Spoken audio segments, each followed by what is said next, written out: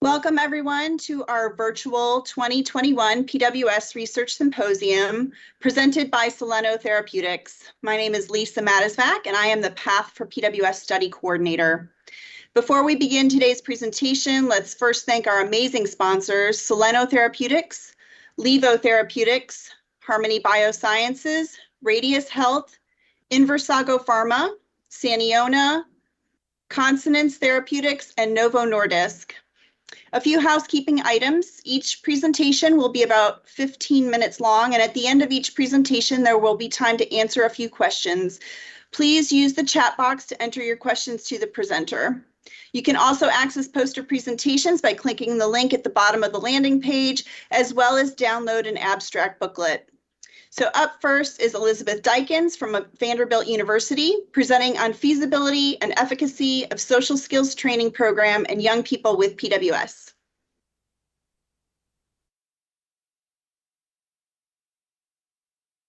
Greetings, everyone. My name is Elizabeth Dykens, and it's my pleasure to present a study that we conducted along with my colleagues Elizabeth Roof and Haley Hunt-Hawkins at Vanderbilt University on the feasibility and efficacy of a social skills training program in young people with Prader-Willi syndrome. This work was supported with a grant from FPWR, and we are very grateful to them, and also to the families and young people who participated in the study. The goal of this work was to really address the social isolation, loneliness, and friendship-making abilities of people with Prader-Willi syndrome, particularly young adults. And why do that? Because we know that in the general population, loneliness and social isolation are huge risk factors for a lot of negative sequelae. Lack of friendships, loneliness, and social isolation are powerful risk factors for depression, anxiety, cognitive decline, and even reduced longevity. Loneliness is a more powerful predictor of longevity than other established risk factors such as obesity or smoking. Our Surgeon General, Dr. Murthy, has really put a light on the problem of what he calls the loneliness epidemic. And it's important to point out that loneliness and social isolation were really proliferating well before the COVID pandemic, and social distancing and sheltering in place aggravated this problem. Within the population, some groups are more vulnerable than others to social isolation and loneliness. There's been a lot of research and clinical focus, for example, on the elderly, youth, the Gen Zers, and people with mental illness. But we also know that people with intellectual or developmental disabilities, including Prader-Willi syndrome, are also at high risk for the negative sequelae of loneliness or social isolation. And although the two terms are sometimes used interchangeably, loneliness and social isolation are really distinct and at times related concepts. Loneliness is the subjective feeling of sadness, for example, that you're lacking the social connections that you want or need. On the other hand, social isolation is a more objective measure that quantifies one's social context through such metrics as network size. So, for example, one could feel lonely and have a very large social network, or conversely, one could be socially isolated and not be lonely, and instead be quite content with one's aloneness or solitude. We know that people with intellectual and developmental disabilities are a vulnerable group because they have fewer friendships and smaller social networks. This population is also more apt to experience rejection, bullying, abuse, and marginalization. Their social networks are often limited to family members or transient staff or paid care providers. And research has also shown that they're more likely to report loneliness compared to others with or without disabilities. And a confluence of both societal and interpersonal factors contribute to loneliness and isolation in this population. The literature has put forth a model of loneliness in people with disabilities that touches on these social and interpersonal variables, things like negative social attitudes, stigma, low expectations, reduced opportunities or limited experiences of social interaction, and also importantly, social skill deficits that are often associated with intellectual disability. In that box, those deficits were the target and the focus of our study. So what are some of these social skill problems in Prader-Willi syndrome? We recently finished a study that really outlined the specific deficits in social cognition that many people with the syndrome have. Things such as identifying affect and emotions in themselves or others, misperceiving events, social interactions, including even benign mishaps, and a profound difficulty in taking another person's perspective. So you add those deficits in social cognition, along with other characteristics of the syndrome that we're very familiar with, that also contribute to problems in sustaining friendships, things like rigid thinking, insistence on sameness, perseveration on certain favored topics, impulsivity, and managing the anger and those temper outbursts. So we devised a 10-week intervention and curriculum that we called BOSS, Building Our Social Skills, to address these problem areas. The intervention was administered to 51 participants in small groups of 6 to 8 individuals via Zoom. It was led by 2 expert clinicians in Prader-Willi syndrome, Elizabeth Roof and Haley Hunt Hawkins, who also importantly trained and supervised graduate students to administer the program with high fidelity. And I'll explain why that's important at the end of the talk. The groups met 3 times a week for 30-minute sessions. It was a relatively intense program. Briefly, these are some of the characteristics of our participants. They averaged about 20 years of age, roughly divided between gender. About half were still in school, half had graduated, most lived at home.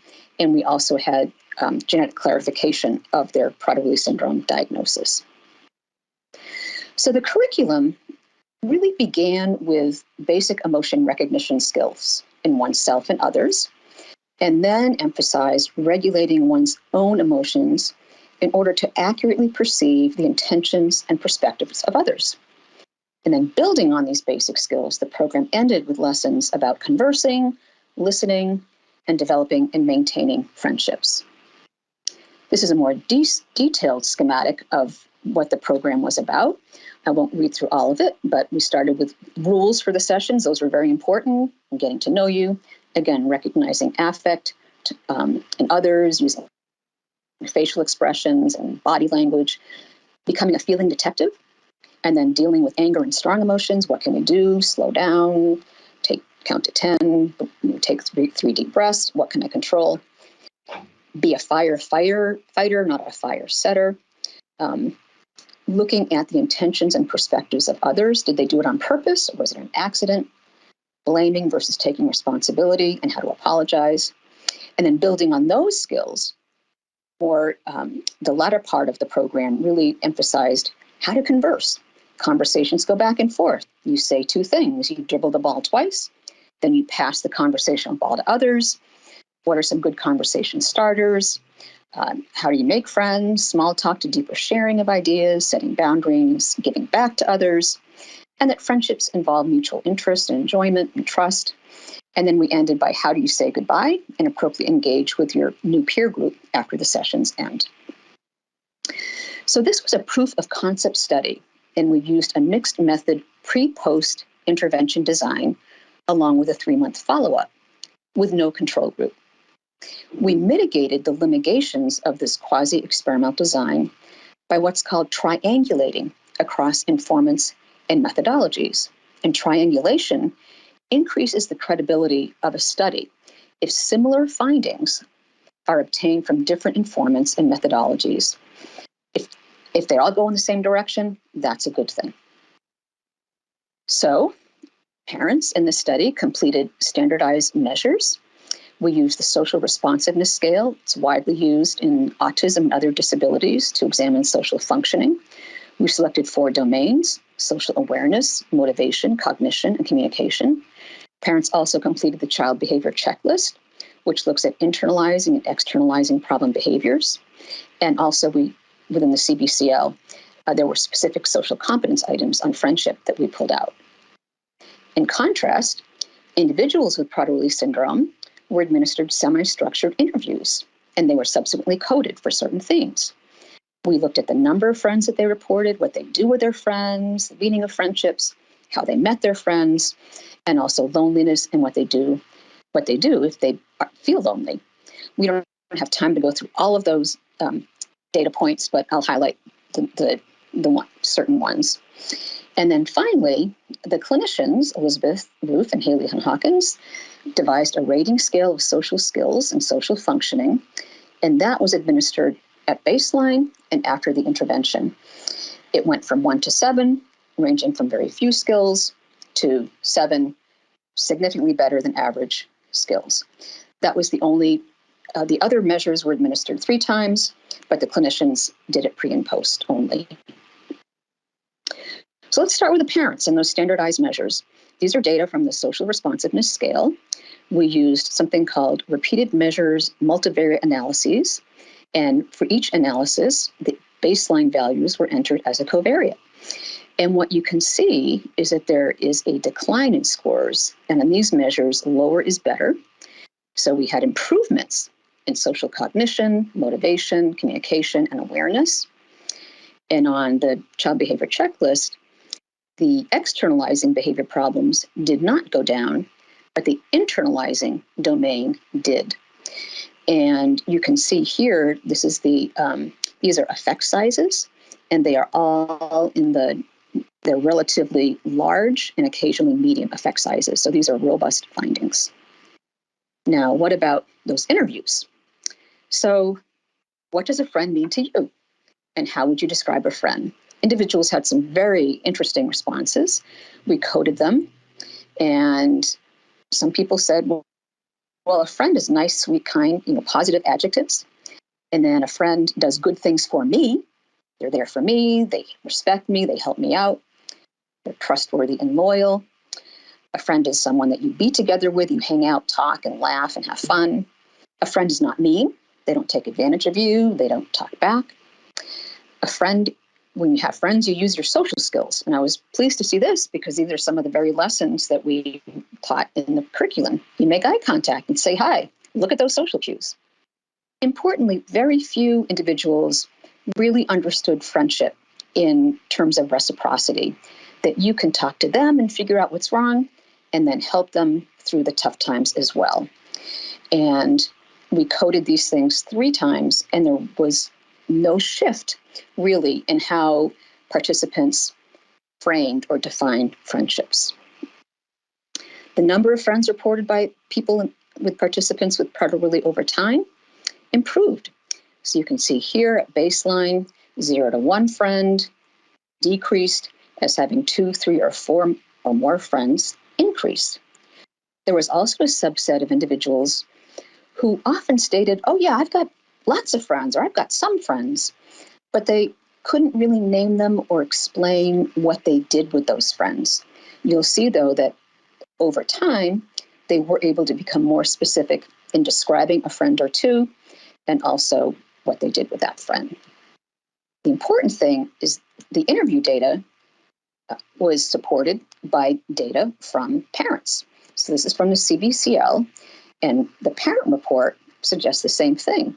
So at baseline, no one had 4 or more friends, and then 0 to 1 friends diminished, and having 2, 3, or 4 or more friends increased. Okay, so that's consistency across 2 reporters. More friends. There's also an item there's several items on the checklist about how well does your child or young adult get along with peers. And you can see that worse diminished over time, baseline to end of intervention, a 3-month follow-up, average increased, and better increased.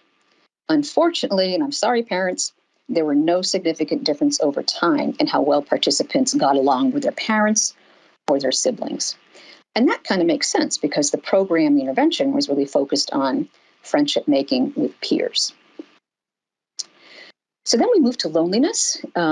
We asked people in the interview, do you feel lonely? And at baseline, about half said no and half said sometimes or yes.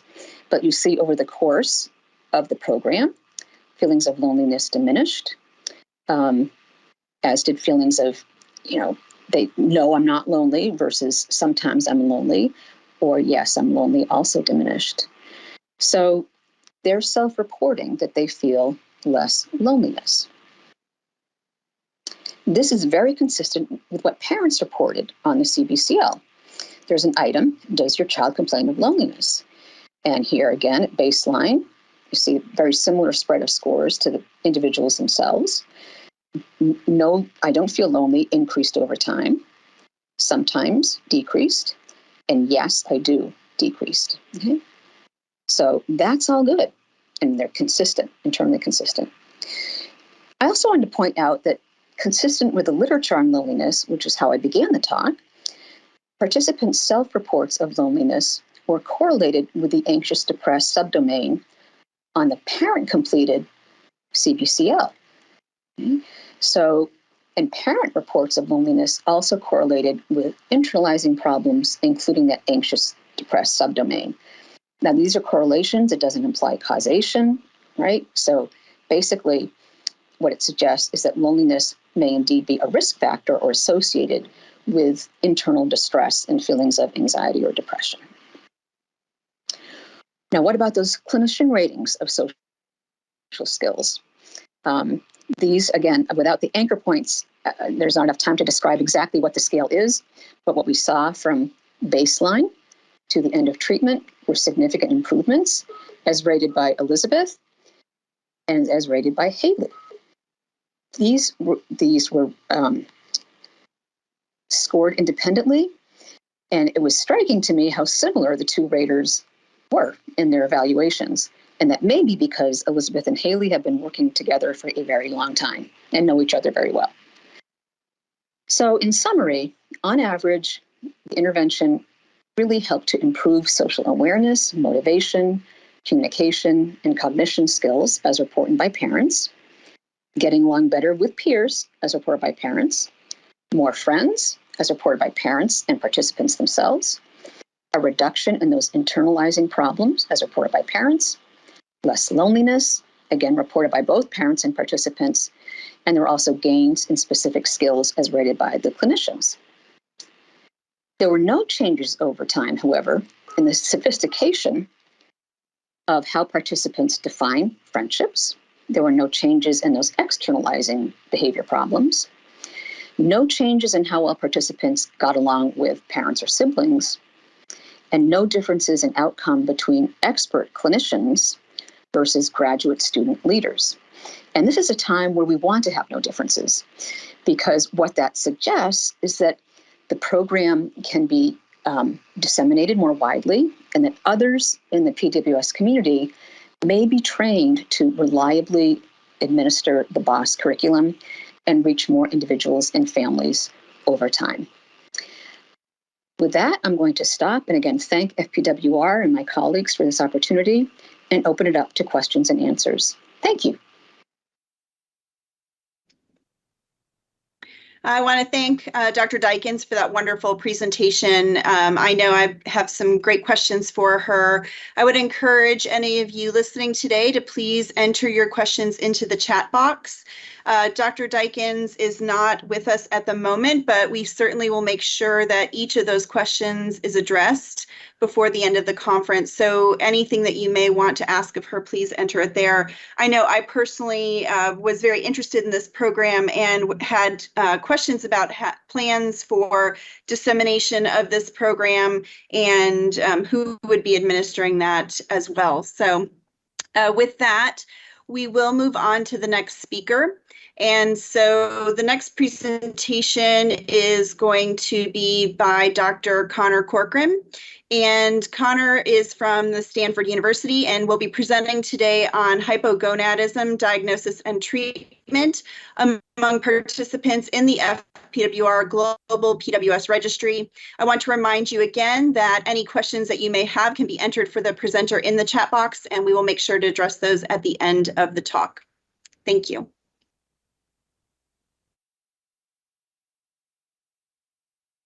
Hello, thank you for the opportunity to present today. My name is Connor Corcoran. I'm a pediatric endocrinology fellow at Stanford University. And today I'll be talking about hypogonadism diagnosis and treatment patterns among participants in the FPWR Global PWS Registry with mentorship from Dr. Diane Stafford, clinical professor at Stanford.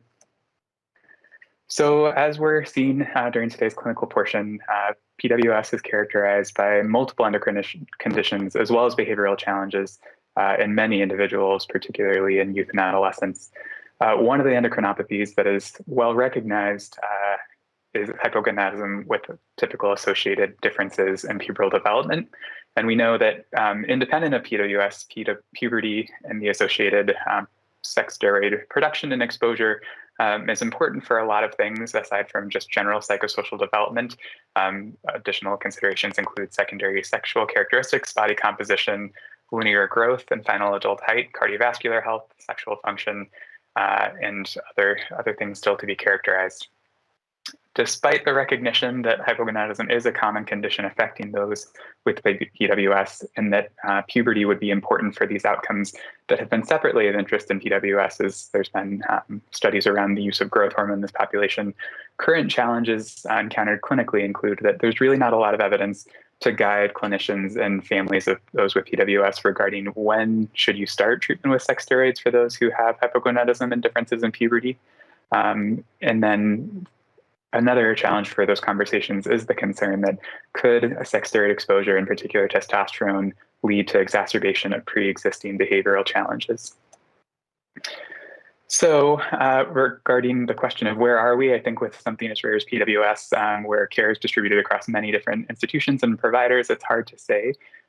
So we wanted to try and learn more about kind of what is the pattern of hypogonadism diagnosis as well as treatment for those who are diagnosed.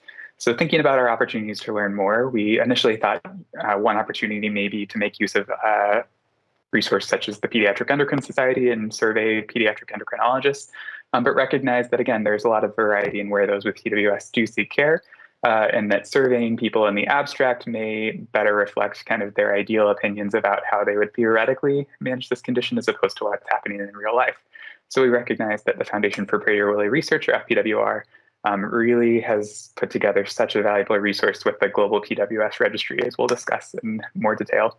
So with this study, really our aim was to better characterize among this population what is the prevalence of hypogonadism, what are the current patterns regarding treatment with sex steroid, and what is the frequency of sex steroid discontinuation and associated reasons to better inform those conversations about starting sex steroid treatment with families. So for this study, we again made use of the FPWR Global PWS Registry, which is this web-based registry platform launched in 2015 through the I Am Rare registry platform. It captures family and participant reported survey data, though unsurprisingly, most of this information is coming from parents or guardians of those with PWS. It is mostly cross-sectional in that families can complete these surveys at a moment in time, with some of the more recent surveys, I believe, for the PWR team intending to reassess over time with a longitudinal survey to be updated by the family. But there is no associated medical record data. It's purely family report from the best of their recollection. And so the data within the registry is captured with many distinct surveys, all of which are optional. So there are many families who've completed them all, but also those families who have kind of picked and chosen what is most appropriate or available to them. And so using these data, we wanted to, again, establish what is the prevalence of hypogonadism treatment, what does the distribution in age seem to be at the time of treatment, how many individuals are starting this treatment, but then continuing or discontinuing that treatment, and then really to address sex differences in treatment patterns to the extent that we can. So looking at the prevalence of hypogonadism, as of when we received this data earlier in 2021 from the wonderful FPWR team, we captured with the relevant surveys about 241 female participants and 269 male participants. While there is a lot of robust data in this set, it wasn't necessarily designed to look at gender identity. So I've labeled things as female and male, and we'll probably speak using the terms boy and girl. It doesn't seem as though there is any cross-sex steroid or gender-affirming hormone treatment from when both sexes were asked about whether they were treated with testosterone or estrogen, but just wanted to make that caveat up front. So in terms of the age of demographic survey completion, we can see a good number of individuals did complete these surveys at a time after which puberty would have been expected to start and complete in those with normal pubertal development. So among these participants, 54 female participants, or about 22% of the total, were diagnosed with hypogonadism, though we can see an additional 20% were kind of unclear as to whether that diagnosis had previously been made. Whereas among males, it was about 2 times as many participants who were diagnosed with hypogonadism, and a comparable number who really weren't sure whether or not that was a diagnosis for their relevant participant. Regarding sex steroid treatment, it was comparable. About 55 to 58% of both female and male participants with hypogonadism diagnosed who were ultimately started on steroid treatment. So indicating that about 40% of individuals, despite having that diagnosis, were not started on appropriate therapy. And using chi-square analysis, this was not significantly different between these two sexes. Looking a little bit more at females specifically, we can see the age distribution of when the hypogonadism diagnosis was made. Kind of curious, I think, from an endocrinologic standpoint, that there were those individuals who that diagnosis was seemingly made before age 8 in a prepubertal time. I think, as we can talk more about in some of the limitations, it's hard to know exactly what those participants looked like and how that diagnosis was made. But the majority, unsurprisingly, were diagnosed, if not in the time during typical female puberty of about age 8 to 12, 13, then in the period before turning 18, after puberty would be expected to have started. So sex steroid use among these participants, about 27% of the total female participants diagnosed with hypogonadism were diagnosed in this 8 to 13 typical female pubertal range. And the time at which they were submitting this data was around age 19. 60% of them did report starting treatment with sex steroids, in this case estrogen, one of whom did not really report much additional detail in terms of age when it was started and whether or not treatment was ongoing at the time of survey completion or estrogen was discontinued. Of the remaining 7 participants, just 1 reported stopping estrogen, which, as we can see here, despite the early diagnosis, this treatment wasn't actually started until the mid-20s, and the reason rather than adverse effect was lack of efficacy as to why it was discontinued. But for those 6 who did report ongoing sex steroid treatment at the time of survey completion, they were treated for an average of 3 years, so I think providing some reassurance of tolerance and a relative lack of adverse effects. Looking separately at those females who were diagnosed with hypogonadism past the age of 13, which was a larger number of individuals, around 57% of them were ultimately treated with estrogen, though the age of initiation we do see was later, I think fitting with it. They were, some of them diagnosed not until they were 16, 17 or so. For those who did start, about 68% reported ongoing estrogen or sex steroid treatment at the time that their survey was submitted, with an average treatment duration of 7 years, though an interquartile range of 2.5 to 11 years. And looking at the 32% of those who stopped such treatment, the reasons were as follows. Though we can see that the serious adverse event and lack of tolerance were really among people who started estrogen treatment much later, well past the timing of puberty, and that really the only clear adolescent in this group stopped treatment again for lack of perceived effect. Then just, I think, getting at some of the difficulty and heterogeneity of this data source, as we look at estrogen treatment among all participants, independent of diagnosis or kind of stratifying by whether or not hypogonadism was diagnosed, we do see that a good number of those who responded that they had not been diagnosed with hypogonadism did ultimately receive estrogen treatment, though I think one of the challenges that's familiar to those in this clinical space would be whether that was exclusively for contraceptive purposes or more to treat ovarian insufficiency. Shifting gears to male participants, of the 119, or about 44% of the total male cohort who reported a hypogonadism diagnosis, a larger percent were diagnosed under the age of 2, likely attributable to cryptorchidism or different abnormalities that would have reflected insufficient testosterone production from the testes in early life. But 63% did report a diagnosis after the age of 2 with a mean age of 13.4 years, interquartile range 10 to 16 years, and then 6 participants not really recalling the timing of when the diagnosis was made. Among those reporting the diagnosis, about 60%, comparable to the female participants, did ultimately receive or report receiving sex steroid treatment, in this case testosterone, with most of those given over the age of 2. So again, this total does reflect those who were treated younger than 2 related to concerns for cryptorchidism or perhaps micropenis.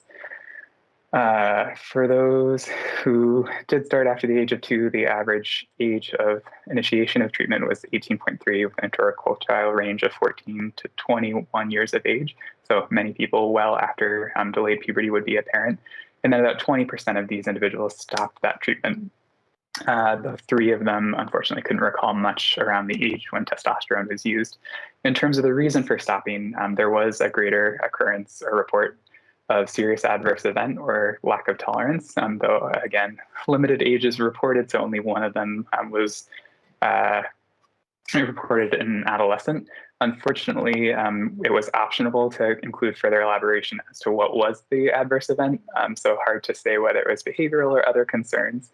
And then we see other reasons where either a lack of recollection or just a missing report from that optional question, patient convenience, or even other logistical issues where one individual reported that their prescription difficulties arose, but they would plan to restart, and an additional participant who is going into residential care, and the goal was to try and make them free of medications before that transition. So among those who discontinued, again, among those treated, rather, 20% stopped this treatment, and adverse or lack of tolerance was really reported by about 6% of those, only one of whom was clearly treated as an adolescent. So limitations to this data, as we can see, responses to, I think, promote inclusion were not required for all of the survey instruments. So it was quite variable as to whether people completed all of the relevant questions to get the most complete look at this. I think inherent in survey data, there is the concern of recall bias with some of these fantastic participants completing these surveys well after they would have been expected to go through puberty, as we can see by those who are completing the survey when the participant was well into their 30s, also reflecting puberty that would have been happening more in the neighborhood of 15 to 20 years ago. And then, again, limited free response to really characterize what were the adverse events or concerns for lack of tolerance for this treatment to kind of inform further clinical conversations. So our conclusions, hypogonadism was reported for 22% of females, 44% of males in this global FPWR registry cohort, though 70 to 20% of respondents reported not knowing whether diagnosis was made. Of youth with PWS and hypogonadism, about 60% of them received sex steroid treatment, meaning about 40% did not. For females treated with sex steroid, no adverse events were reported under the age of 20. The only person in that population who stopped did so for a perceived lack of efficacy. And among males, about 7% who started testosterone discontinued this treatment for adverse event or intolerance, though again, the ages and details around that treatment is fairly unclear. In terms of future directions, we hope to look and compare how these data contrast with clinical data from a single center of a larger cohort, with particular attention to linear growth, recognizing the importance of this treatment for optimal linear growth and normal pubertal development. Thank you so much for listening, and we'll now transition to about 5 minutes of live Q&A. Thank you. There you go. Thank you, everyone, for your attention to that wonderful presentation by Dr. Corcoran. I'd like to welcome Dr. Diane Stafford, who is here today on behalf of Dr. Corcoran to answer questions that you may have. The first question that has come in is from Sandy Roy. The statement is, interesting survey. Was the specific type of therapy assessed transdermal versus oral estrogen, weekly subcutaneous versus monthly intramuscular testosterone? So that's a really great question, and I think a really important one in the long run for this topic. But the database, the global PWS database, doesn't have that particular level of granularity. And in fact, we had to extrapolate a little bit from other data. There's no the the survey, as wonderful as it is, doesn't have a lot of specifics about treatment unless people voluntarily put it in, which was not common. Excellent. So I had a question. In your experience, what signs or symptoms would be observed before consideration of a sex steroid therapy? Because it was notable to me that it wasn't more prevalent. Yeah, I think that's actually another thing that we're struggling with in thinking about this particular topic. That the hypogonadism that's seen in PWS is not what we typically expect in endocrinology. It is neither clearly hypergonadotropic nor clearly hypogonadotropic. And my experience has been that there's a lot of kids who sort of sputter a little bit. They look like they're heading into puberty, but they don't. That's actually Connor's next project is actually looking at a database from Boston Children's over quite a few years, about 85 patients or so, to try and look at that progression of puberty, because there does seem to be a great deal of variability. I think the most important thing would be to think about changes in growth velocity, declines in growth velocity that, despite growth hormone therapy, that tend to be seen in patients with delayed puberty, or lack of pubertal development within the age range where you would expect that to happen. So the definition of pubertal delay in girls is either lack of breast development by 13 or lack of menarche by 15. And for boys is lack of testicular enlargement by, depending on whose definition you use, either 14 or 15 years of age. And what you see in looking at this database is that clearly there are patients who have been diagnosed with hypogonadism but are not currently treated.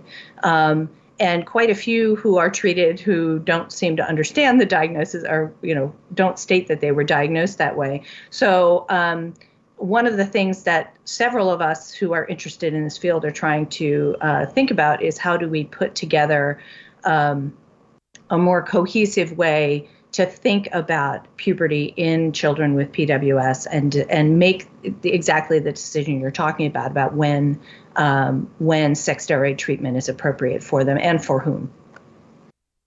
Excellent. So Lauren Schwartz asks if you have any ideas about possible reasons that the 40% just don't receive the treatment. Do you think it leans more towards parental choice, or are there other factors? I think it's hard. I think it's hard to say from the database. There's no information in the database to allow us to look into the minds of either the parents or the providers. From my own personal perspective, I think it is, and from my experience in speaking with families, it is either a misunderstanding of what sex steroid therapy really means, the importance of sex steroids for things other than physical development, or it may be that these patients are being taken care of by excellent clinicians, but not endocrinologists. And therefore the importance of that particular aspect of care is not within their level of experience or expertise. That makes sense. Well, thank you so much for jumping in and being able to answer our questions today on this wonderful presentation. We are going to move on to the next speaker, which is Dr. Virginia Kimonis from the University of California, Irvine. Dr. Kimonis will be presenting on molecular classes and growth hormone treatment effects on behavior and emotion in PWS.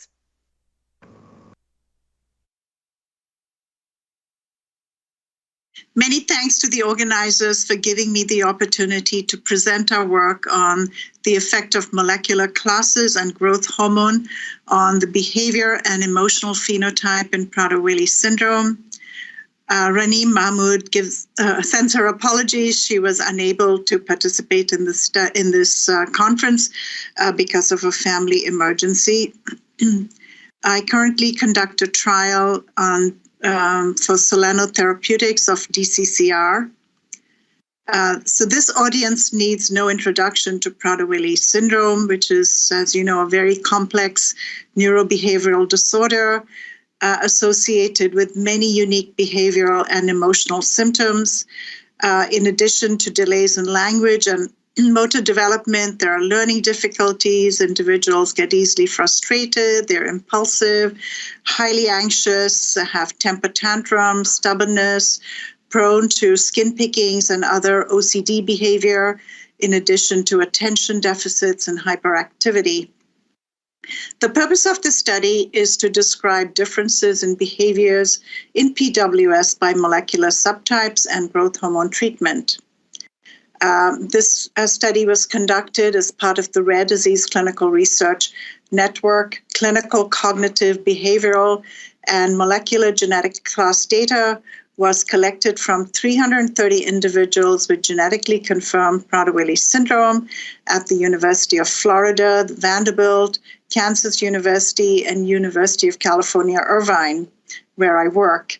The data was entered and managed by the DTCC Data Computing Center in Tampa, Florida. So the Behavioral Assessment System for Children, BASC-2, was chosen to provide behavioral assessments for individuals aged 2 to 25. This tool analyzes behavior from 3 perspectives: the parent, teacher, and self. It provides T-scores and percentiles for measurements of maladaptive behavior. A T-score is a standardized score that the BASC-2 provides, ranging from 0 to 100. A score of 50 is the mean, and anything above 55 is considered one standard deviation above the mean and suggests that a person is at risk for aberrant behavior. Student t-test was used for comparison of continuous variables.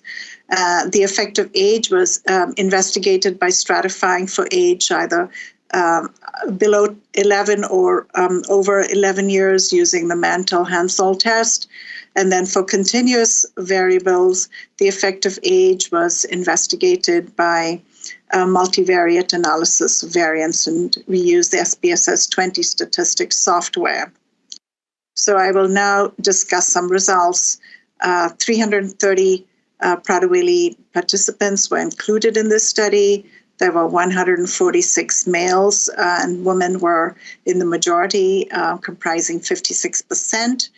64% of individuals had a deletion, and remaining were UPD of 36%. We did not include the imprinting center cohort because of the smaller numbers. 66% of the cohort were actively on growth hormone treatment, 219 individuals, and 85% were on growth hormone at some time in their lives.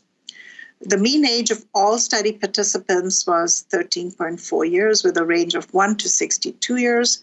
And the mean age at which growth hormone was started was 4.6 years, with a range of 2 to 49 years.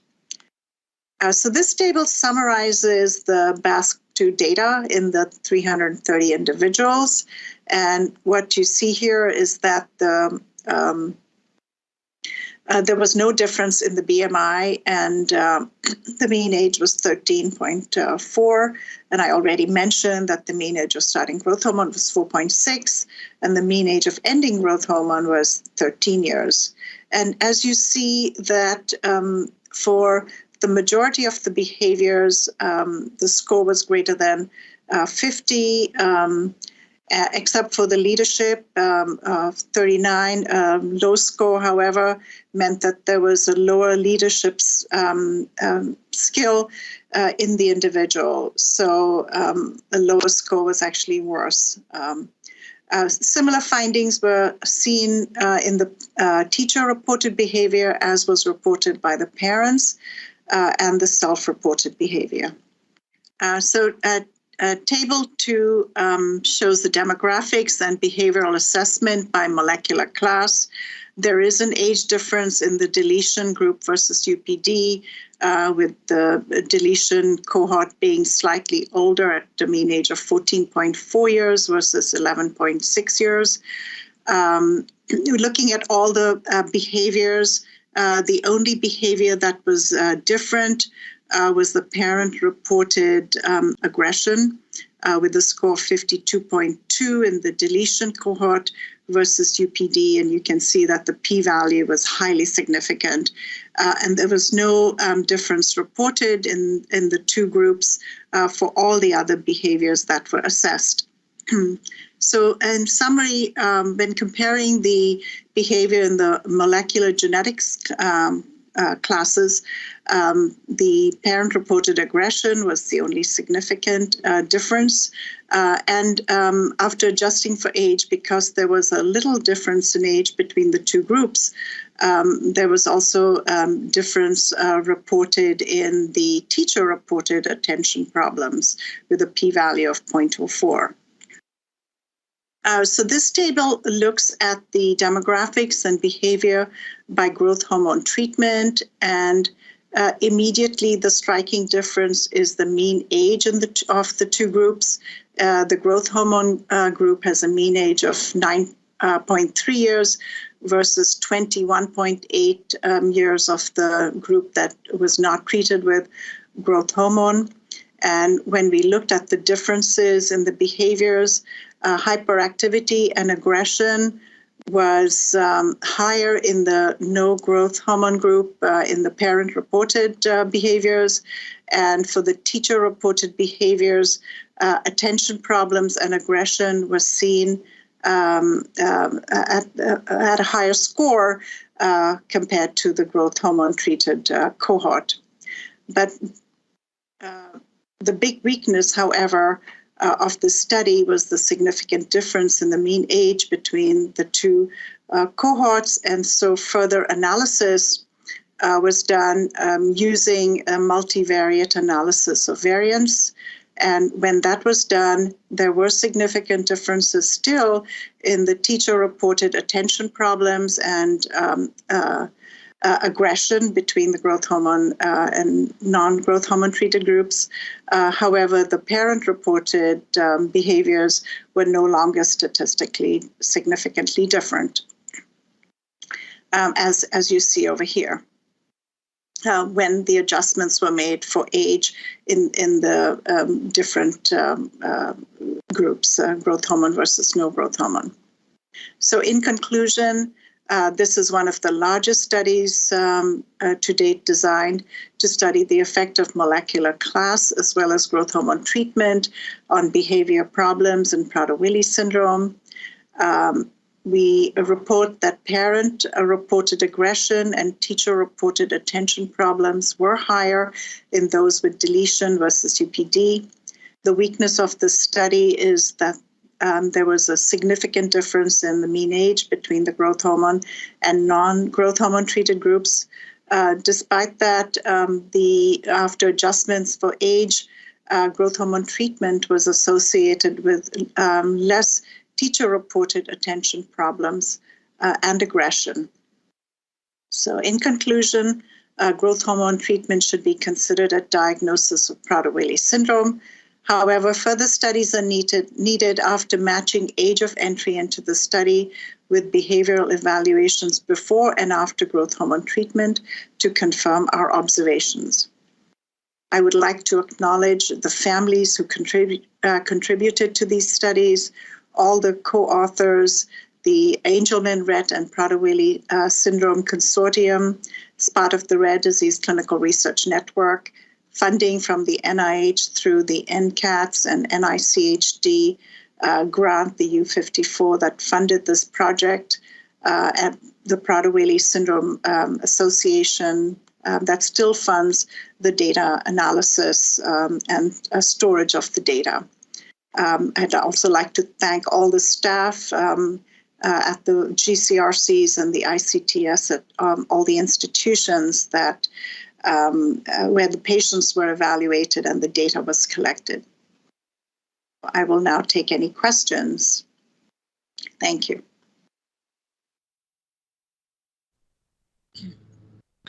Thank you so much, Dr. Kimonis, for that very important presentation. I can actually say that my son was one of the particular subjects, and so this is very meaningful to me personally and to our PWS community.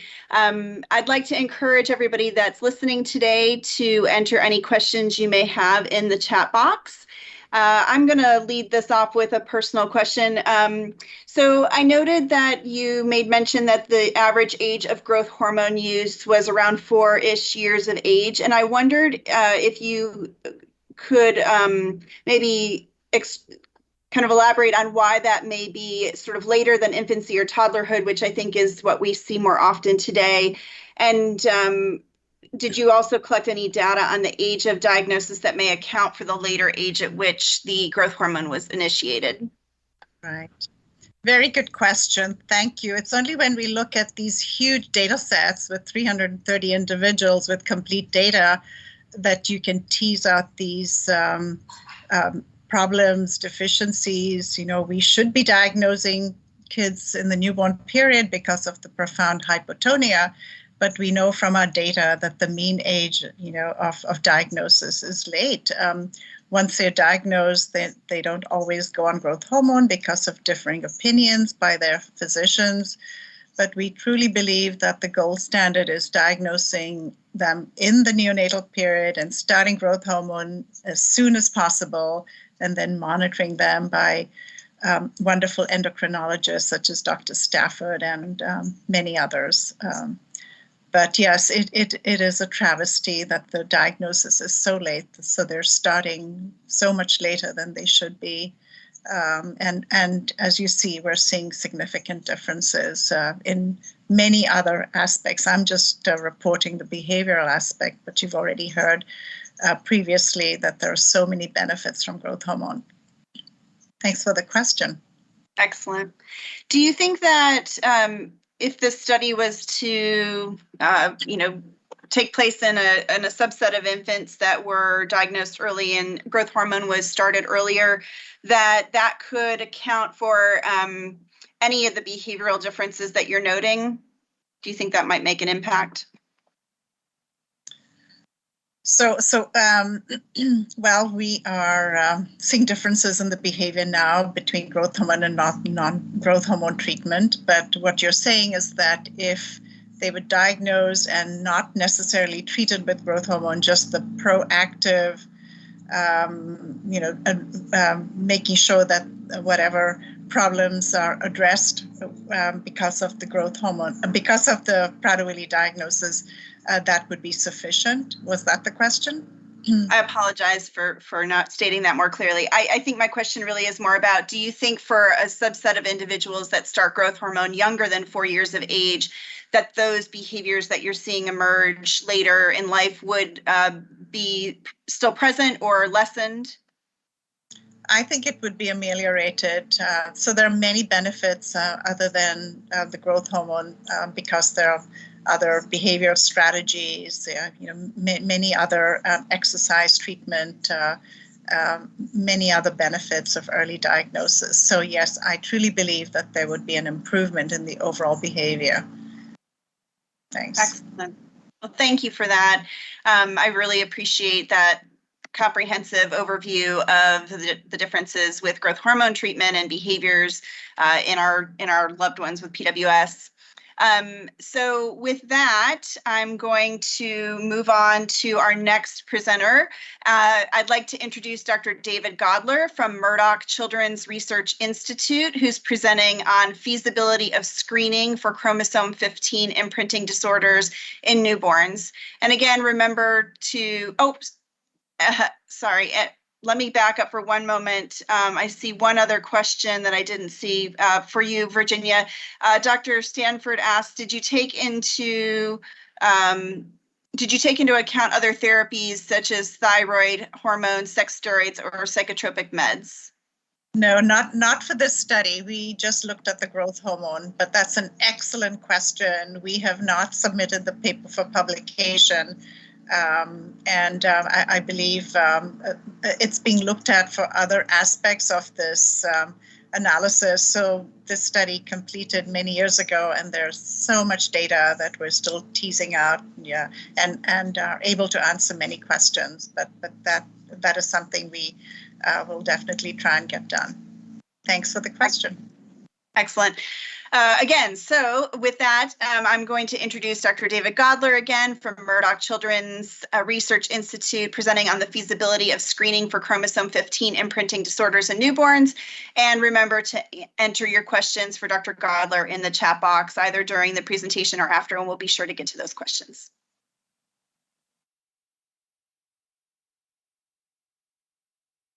I'm Associate Professor David Godler from Murdoch Children's Research Institute. Thank you for the opportunity to present on our most recent studies looking at feasibility of screening for chromosome 15 imprinting disorders in newborns at population scale. These are just my disclosures. A large portion of the work that I'm presenting today has been funded by FPWR USA, so thank you for your support. Jumping right into this, DNA methylation analysis in newborn screening.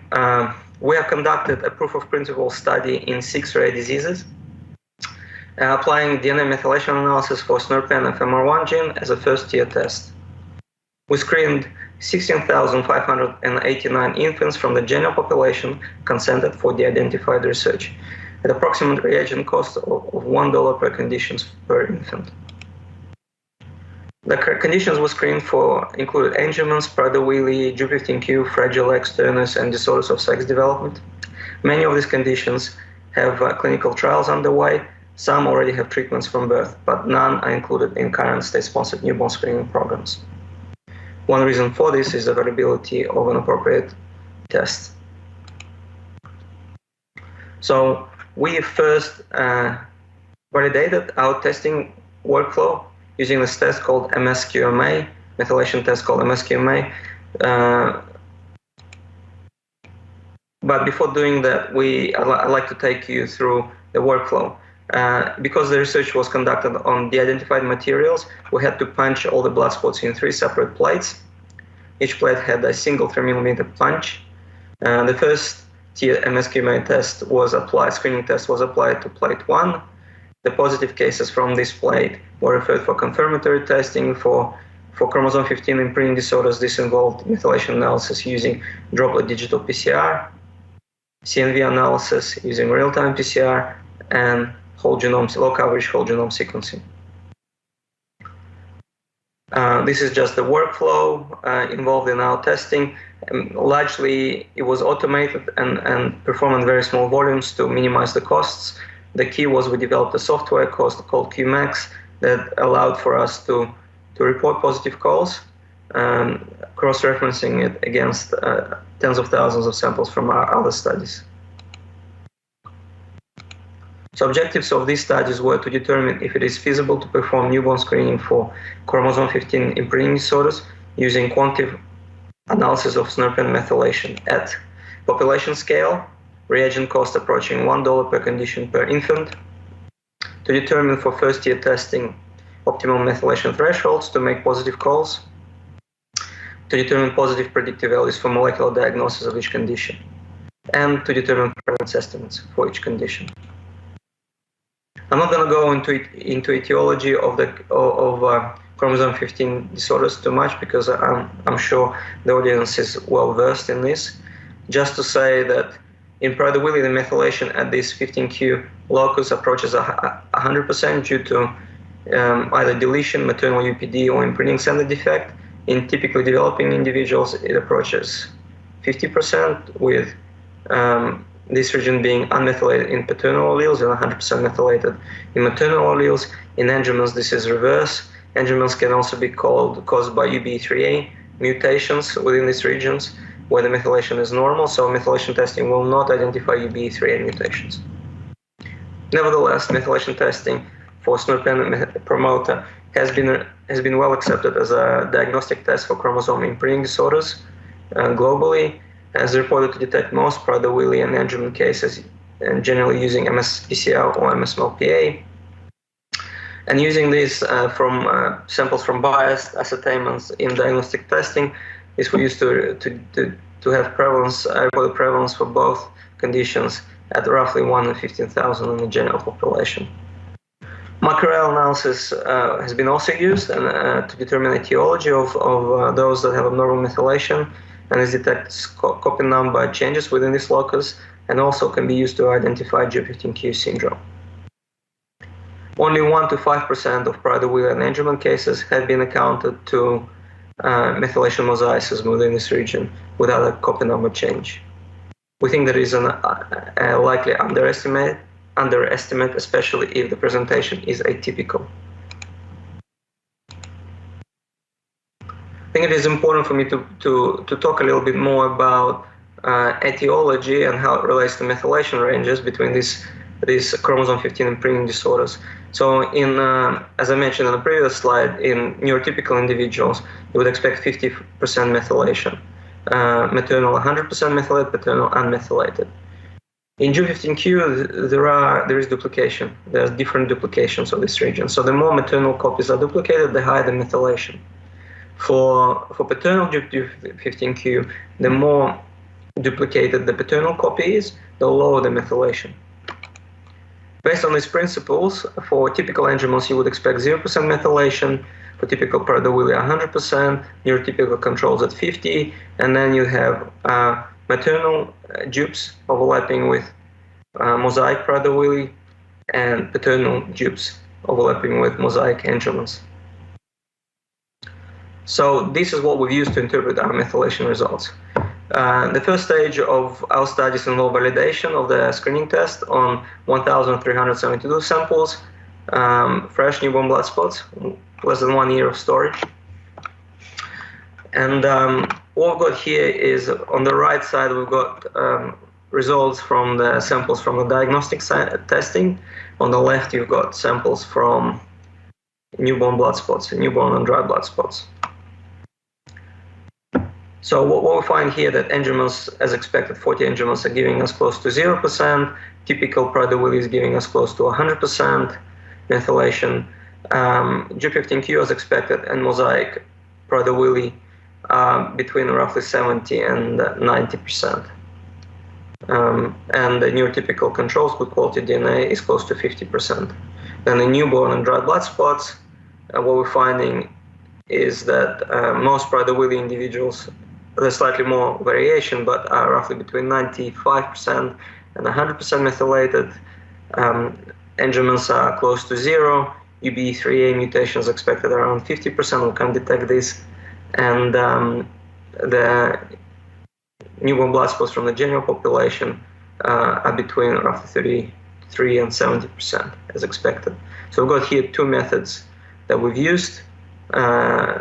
One was manual, the other one was automated. Automated gave us a better, gave us a normal distribution, and so we've chosen this method for large-scale population screening studies.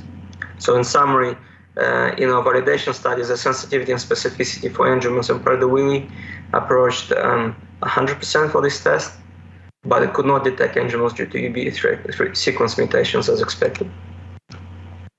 We then applied this test to roughly 17,000 newborn blood spots from archival samples, greater than 6 years storage at room temperature.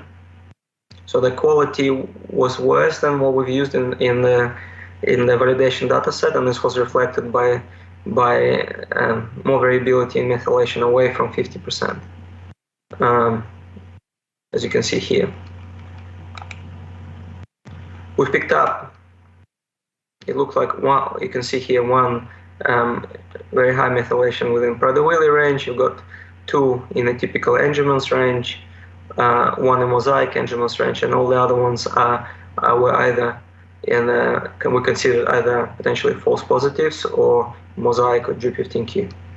And so all of these samples were referred for confirmatory testing. Here I present the methylation analysis using digital PCR.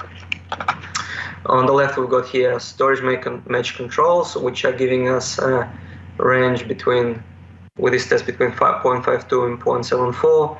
Prader-Willi, typical Prader-Willi deletion and non-deletion are giving us between 0.91 and 1.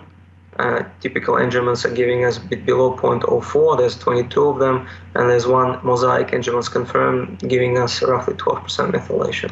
And UBE3A sequence mutation for Angelmans as expected around 50%, while G15Q in mosaic ranges as expected, although there's some overlap with interstitial G15Q with storage match controls. For our positive MSQMI positives, you can clearly see the outliers. One you can see clearly in the Prader-Willi range, one in typical Angelman's range, and you've got 3 samples in either mosaic Angelman's or G15Q or Prader-Willi mosaic range. These are raw data from digital PCR. Each column represents a separate sample.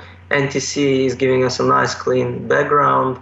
In neurotypical controls, you've got 2 populations. One is showing us a methylated and unmethylated alleles at about 50% ratio, as expected. Typical Angelman's, majority of droplets are in a methylated range. For Prader-Willi, it's in a methylated range. And then you've got here 2 Angelmans that you can see are looking a lot more like Angelman's positive control. This is a mosaic Angelman's confirmed. And here you've got a Prader-Willi confirmed. And there's another Prader-Willi that we've confirmed to have abnormal methylation, showing very similar results to the positive control. And with G15Q, we confirmed the abnormal methylation, but it needs to be quantitative. Visually, it's not as obvious as methylation is around 80%. So we have 5 cases confirmed to have abnormal SNRPN methylation with this test. Then we also perform copy number analysis of the shortlisted samples. Here we've got the red highlighted area is a 1 copy SNRPN or imprinted region. So we've got 21 deletion cases, and half of them roughly deletion, and Prader-Willi and half Angelman's deletion. And this is the red area. The 2 copies are here between 0.16 and 2. Then you've got different G15Qs that increase in copies with this assay, depending on the number of copies of G15Q, interstitial, acidocentric, and tricentric here. Then you have storage mesh controls. As expected, most of them fall within the 2 copy range with few outliers. And from the shortlisted samples, you can clearly see 2 outliers, one in the deletion range, the other one in the G15Q range. And so we've confirmed that 2 outliers that had abnormal methylation by MSQMA. Digital PCR also had copy number variation ratio. And these were reflex for confirmatory testing using low coverage whole genome sequencing that confirmed for one of these cases to be type 2 deletion Angelman's and for the other one to be G15Q acidocentric.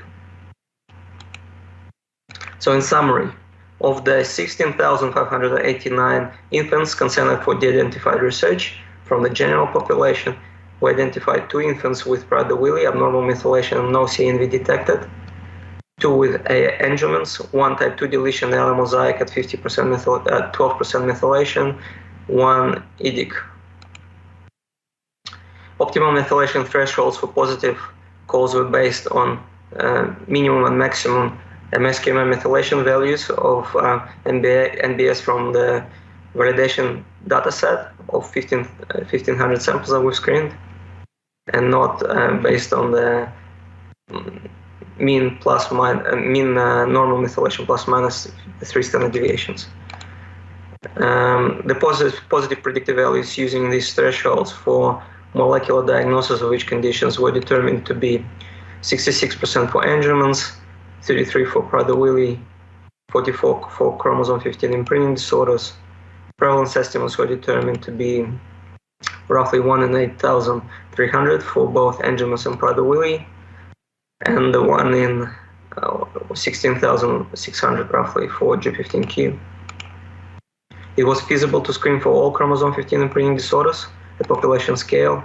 The reagent costs, sample requirements, prevalence, and PPVs estimates were compatible with screening for other conditions currently included in state-sponsored newborn screening programs.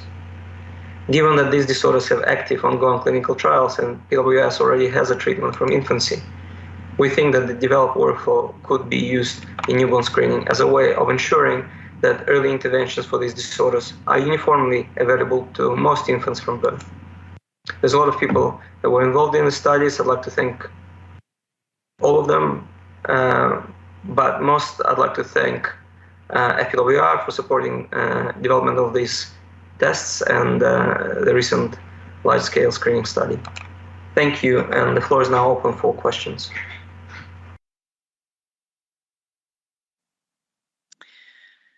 So I want to thank Dr. Godler for that wonderful presentation. I'm going to make one comment before we get to the Q&A.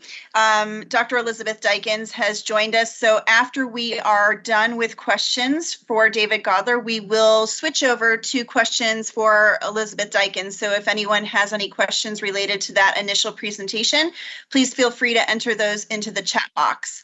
So with that, I'm going to share with you, Dr. Godler, some of the comments made. Dr. Reiter indicates that this information was published on this method 11 years ago, and we can see the percentage clearly by MSHRM, and he provides a link to that.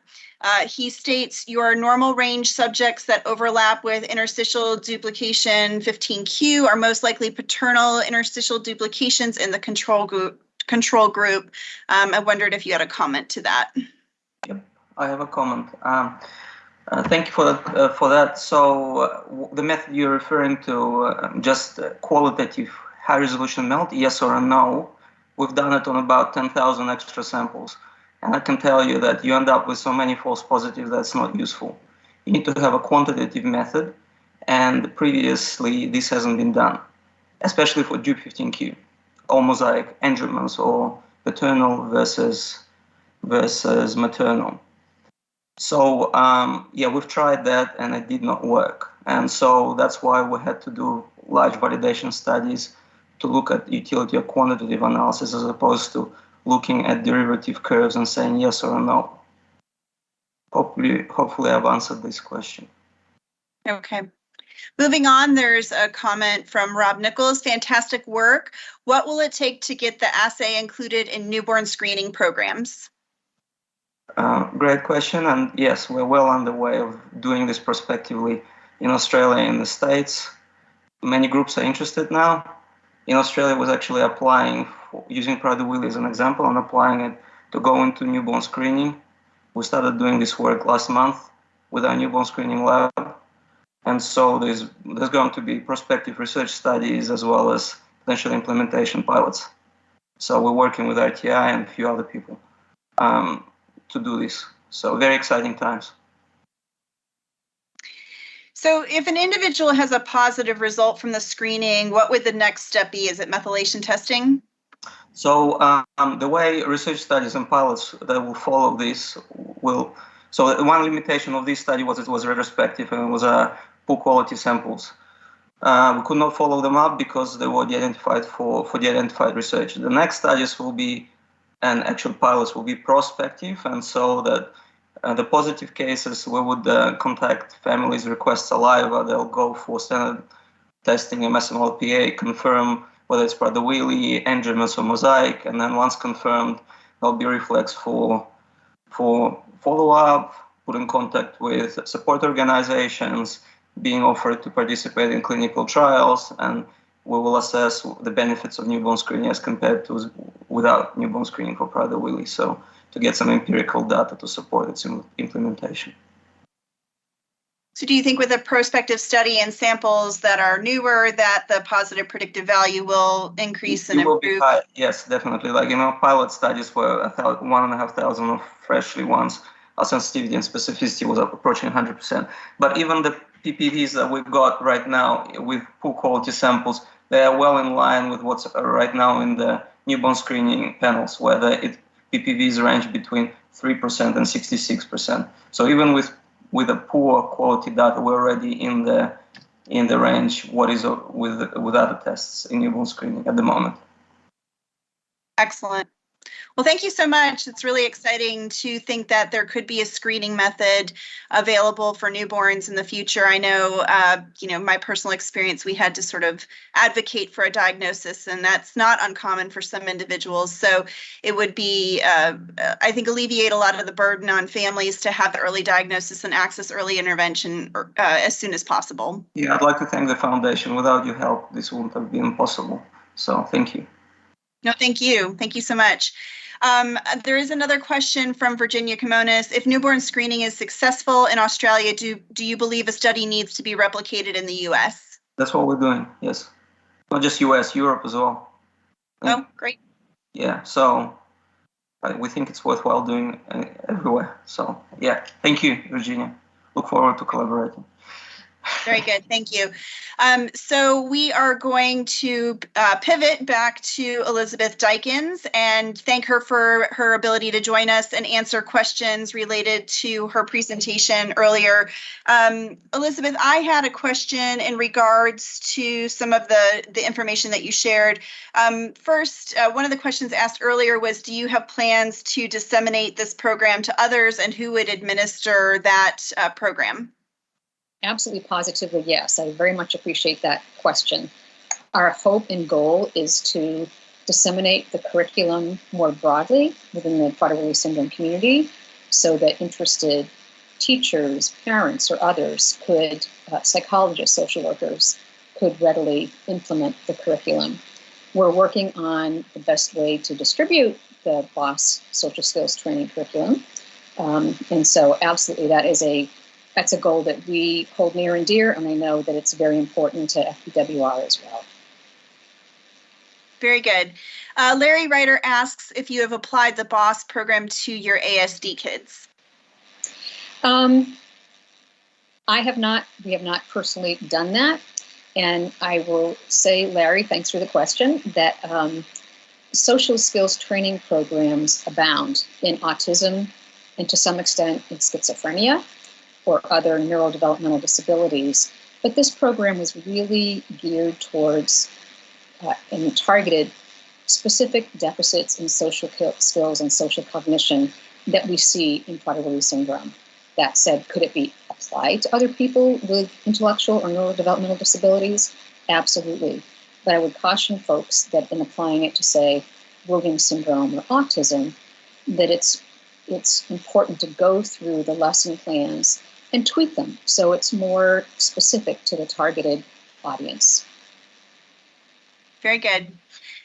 Question comes in from Lauren Schwartz. How do you think food restrictions implemented from a young age affect the development of social skills and opportunities to learn social skills?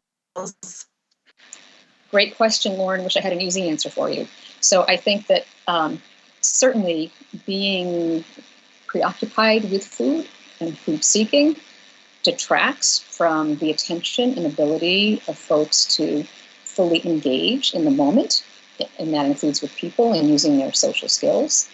It may be that with all of the clinical trials afoot that are targeting hyperphagia, it would be really interesting to see if we also find a concomitant increase in the attention and motivation that people with Prader-Willi syndrome have towards social interaction and an increased ability to use those skills that they already have. Very good. I was curious, you made note that in many of the domains there was improvement in the scores, with the exception of the reciprocity scores and sort of the ability for that person with PWS to, I think, make that connection and empathize and ask for, how they could support a friend. And I wondered if there was, if you had thoughts on that, if you think that there's a way that we can improve that skill set in our loved ones with PWS. Sure. I think that we did see some improvements in social reciprocity. But I think the idea of teaching folks the benefits of engaging in social reciprocity. So, for example, one of the lessons in BOSS later on in the curriculum is really building on affect recognition, on reading social cues, on keeping one's own emotions in check, including anger or irritability. And so what does a friend mean? Well, a friend means, is it someone that you simply hang out with and do fun things together with? And sort of building on that and going into deeper meanings of friendship, the idea being that, yes, a friend can have a similar interest as you, or you can enjoy doing things together, but true friendship depends on you need to listen to others, you need to compliment them, ask them what they like, let them know that you're listening, tell them what you like about them, and begin to develop a back and forthness that I was very pleased to see that happening in many of our participants in the BOSS program, where it became a little less unidimensional and focused on self and more attuned to the preferences and the attitudes and ideas of other people. So, yeah, thank you. Excellent. Well, I look forward to the opportunity to utilize some of that for my own son because we could use some of that at home. Okay. So, thank Great. you. Thank you very much. Thank you again for joining us, and thank you for all the speakers. With that, I am going to close out the session for this afternoon. On behalf of FPWR, I want to thank each of the presenters, Elizabeth Dykens, Connor Corcoran. Thank you to Diane Stafford for participating and answering questions. Also, Virginia Kimonis and David Godler for your contributions to PWS research.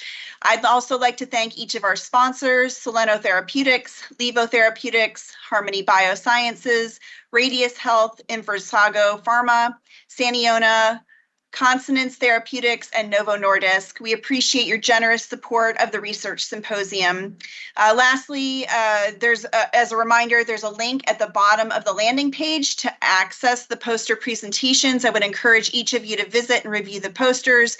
And as a reminder, we will be starting a half an hour earlier tomorrow, so be ready to join us for day 2 of the FPWR Research Symposium at 11:30 a.m. Eastern Time.